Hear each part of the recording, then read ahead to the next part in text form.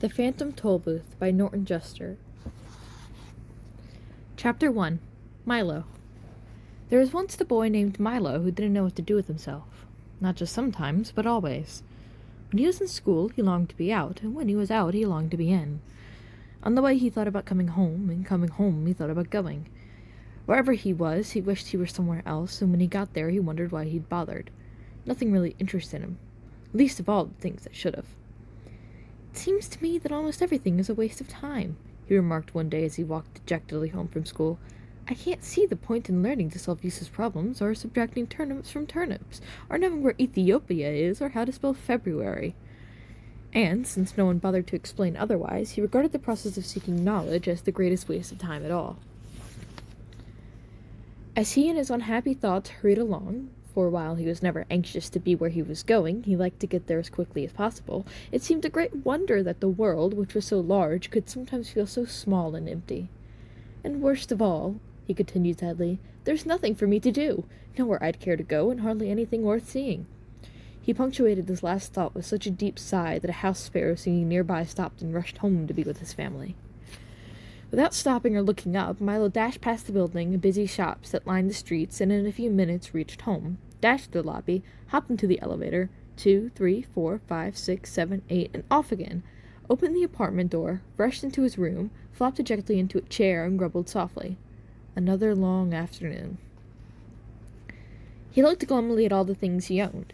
The books that were too much trouble to read, the tools he'd never learned to use, the small electric automobile he hadn't driven in months, or was it years?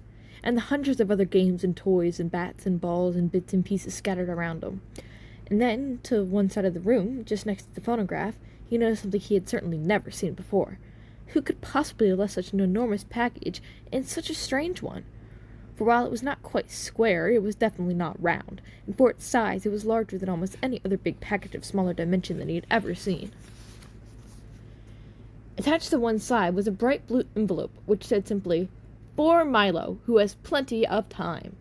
Of course, if you ever gotten a surprise package, you can imagine how puzzled and excited Milo was. And if you've never gotten one, pay close attention, because someday you might. "I don't think it's my birthday," he puzzled. "And Christmas must be months away. And I haven't been outstandingly good, or even good at all." He had to admit that, even to himself. "Most probably, I won't like it anyway, but since I don't know where it came from, I can't possibly send it back." He thought about it for quite a while, and then opened the envelope. But just to be polite.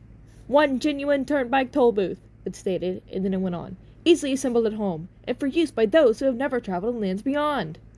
Beyond what? Thought Milo as he continued to read. "This package contains the following items. 1. Genuine turnpike toll booth to be erected according to directions. 3. Precautionary signs to be used in a precautionary fashion. Assorted coins for use in paying tolls. 1. Map, up to date and carefully drawn by master cartographers, depicting natural and man-made features. 1. Book of rules and traffic regulations, which may or may not be bent or broken." And in smaller letters at the bottom, it concluded, "Results are not guaranteed, but if not perfectly satisfied, your wasted time will be refunded."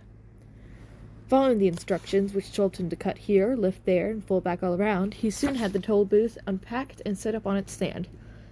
He fitted the windows in place and attached the roof, which extended out on both sides, and fastened the coin box. It was very much like the toll booths he'd seen many times on family trips, except of course it was much smaller and purple. What a strange present, he thought to himself. The least they could have done was to send a highway with it, for it's terribly impractical without one. But since, at times, there was nothing else he wanted to play with, they set up 3 signs. "Slow down approaching toll booth.